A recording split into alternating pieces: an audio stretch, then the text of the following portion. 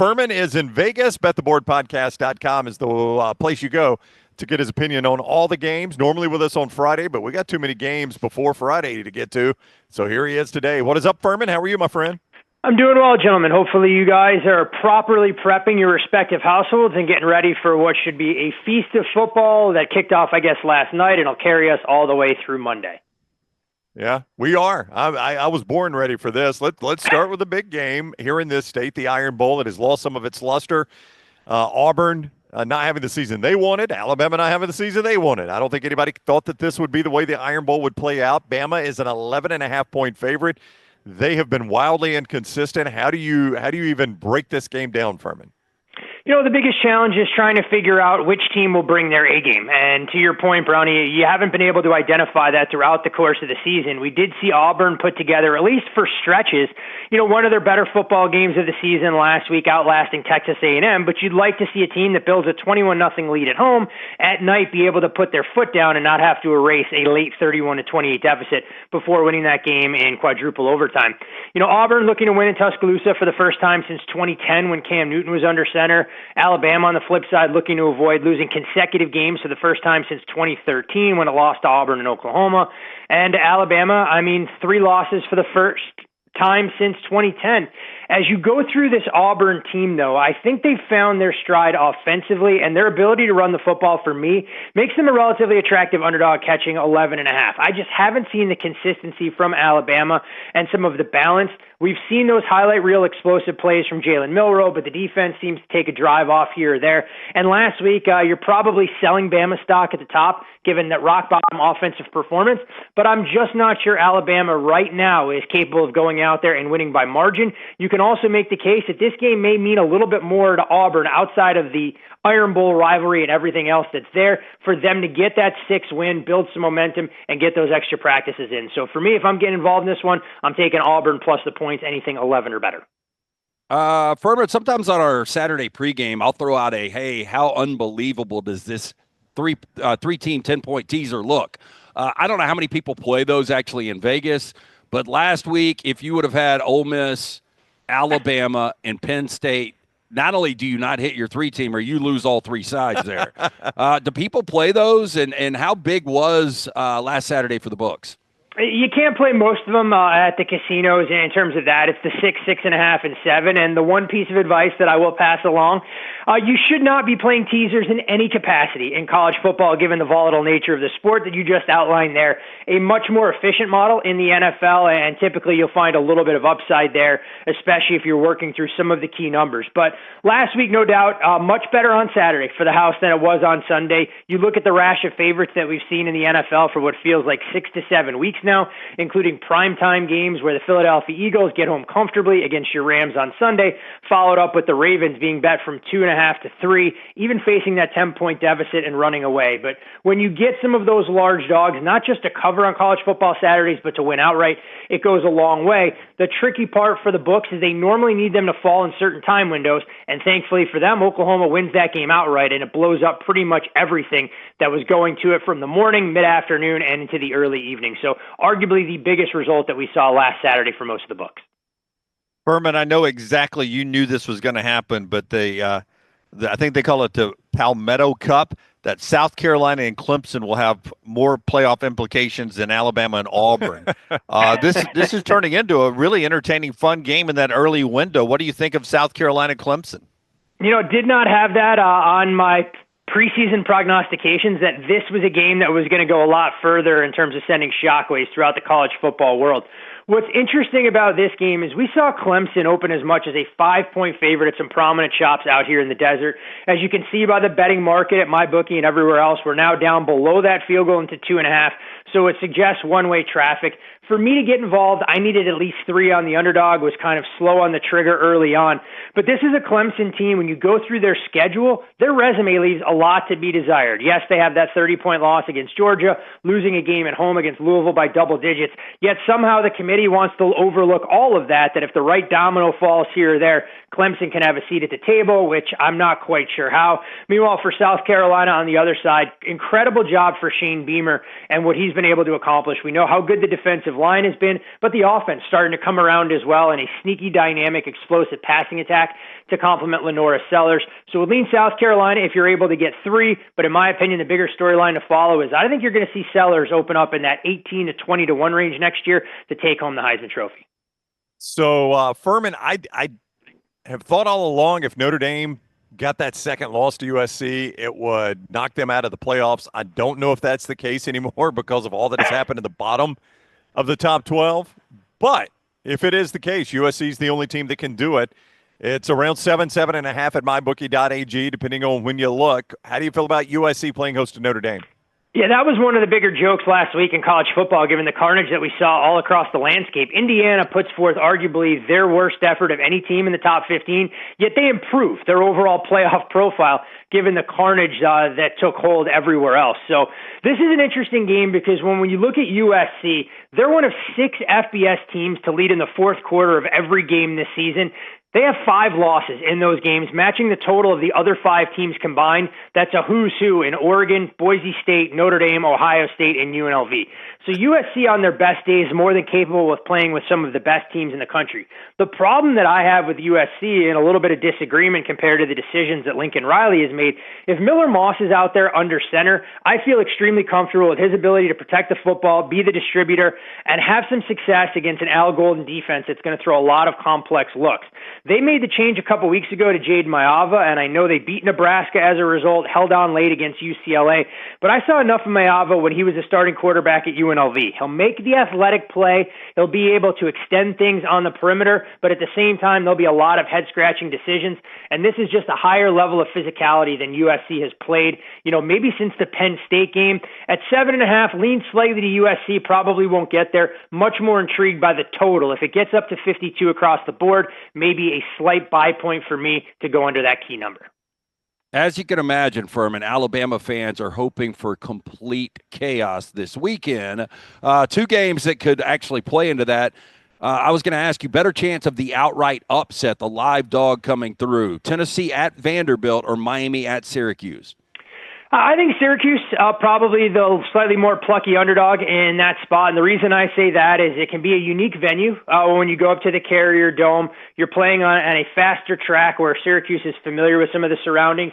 Now, from an athletic standpoint, Miami has, nothing but playmakers in space. But the problem for the Hurricanes is they have been a very slow starting team. And in these high leverage spots on the road, if your opponent starts to play downhill a bit, it can start to snowball on you pretty quickly. The Miami secondary leaves a ton to be desired at the back end, and I think that's where Kyle McCord, who threw for more than 400 yards last week against UConn, can have a little bit of success in what would be a signature win in Fran Brown's first season up there in Central New York. The problem that I have with Vandy isn't that they haven't shown an ability to hang around against superior teams all season long. I wonder if they're going to be able to move the football against this Tennessee defense. So much of what Vandy does is Diego Pavia moving it on the ground, and the strength of the Vols team is that defensive front. It's another game that I think is lower scoring, so I could see making a case for the underdog. But in terms of an outright upset, much more inclined to back a team in that same price range with a total of 67 like Syracuse compared to the 48.5 we're seeing with Vandy. So I'd say Syracuse more likely to pull off the upset than the Commodores. The SEC, we talked about it back at SEC Media Days in the summer, did a huge favor to Texas with the schedule coming in compared to other teams in the SEC, specifically Oklahoma. Ironically, Texas's first and only road night game in the SEC this year is at Texas A&M this week. Do you have numbers about road games at night in the SEC? I'm not asking you to repeat those, but it seems like that's the toughest scenario in the Southeastern Conference, on the road at night. It definitely changes the dynamic, and while I don't have actual ATS numbers or trends based on a game taking place at night, what I do on my power numbers is make a slight adjustment. So a game like this, should it be played at 11 o'clock Central, Kyle Field being one of the better home field advantages, more in that 2.5, 3 range, but I'll upgrade that as much as a point and a half in a game like this. So it does give you a little bit of an intangible edge, especially against an opponent that there is no love lost, not having played since 2010. The crazy part about this, and I know A&M fans weren't thrilled with the way things transpired last week, nothing changes for the Aggies in the grand scheme of it. You beat Texas on Saturday, you get into the SEC title game, and you at least have an opportunity to control your own destiny. So if I'm Mike Elko and that coaching staff, that's what I'm trying to drum home. And I think this is a Texas team, when you go through the resume, you mentioned the schedule, Dunaway, leaves a lot to be desired. I mean, we saw them on the road at Fayetteville in a workmanlike performance against Arkansas, just mustered 20 points. We're not sure about the overall health of Quinn Ewers, and will it be a little bit of Arch Manning mixed in there? These are the kind of games in the past that we have seen teams with everything in front of them stub their toe. I would have loved to be able to get 7 off that A&M loss last weekend. Unfortunately, we're in that 5.5, 6 range. 6, a decent enough buy point for me to nibble here, but would not be shocked at all if we were talking about A&M, not their bitter rival in Austin, going to the SEC title game to oppose Georgia a week from Saturday. Fuhrman, years ago when I was an undergrad and I was working hard at the same time, writing tickets and running a book for about a decade, we used to call it Turkey Day Massacre. Books could not win on Thanksgiving. It was insane, like how the public would just completely slay. It's a weird slate in the NFL. That Packers-Dolphins game really intriguing. Who you like there? I think there will be a ton of tickets written on the Lions. And the Cowboys-Giants, good luck. You got Cooper Rush and Tommy DeVito. But why traditionally? Is this something you've ever noticed, that on Thanksgiving it seems like the public always wins? Oh, 100% picked up on it, and I think it's got a lot to do with teams starting to distance themselves from some of their compatriots. And when you have these quirky weeks, whether it's the multitude of games on Thanksgiving or in college, teams looking to travel, it's the teams that are more buttoned up, that have some of those leaders, both in the coaching staff and in the locker room on the college and the NFL side, that'll typically bring their A game. So it's not just you and narrative driven. We've seen favorites really dominate, and that comes much to the chagrin of bookmakers who know they get a lot more substantial volume in a weekend like this while everyone's sitting around with their families looking to try and bet. And some of those $10 and $15 3 to 4 team parlays can ratchet up liability a lot faster than the books feel comfortable with.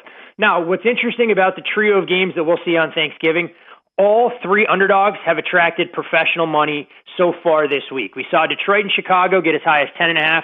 There was a pretty prominent betting group that came in on the Bears and it's taken it now as low as 9.5 at a shop offshore that deals to some of the most sophisticated customers out there. And it's a big number for Detroit, even an ATS juggernaut. But hard to ignore that the Lions closed right around a 13.5 point favorite against the Jags with Mac Jones under center, and they opened only a field goal shorter against the Bears team that, while they're not good, has shown a ton of fight in recent weeks against the Bears and against the Packers and Vikings before coming up just short. The Giants and Cowboys game, the dynamic in play there, it's an upgrade to Drew Lock from Tommy DeVito, should at least be able to stretch the field some. And this is a Cowboys team who, yes, comes in fresh off of the outright upset of Washington as a double-digit dog, but do you trust Cooper Rush and company to be more than a field goal favorite over anybody? Probably not. And the narrative we'll hear in the night game, Tua and this Dolphins team, how much they struggle in cold weather. And some of that's built into the number. In optimal conditions here, you'd be looking at Green Bay kind of a soft 3. Odds makers force bettors to pay a premium out to 3.5. That got gobbled up pretty quickly in the market, and a massive game for a Dolphins team who actually gets Green Bay, who could be a little bit undermanned with no Romeo Doubs.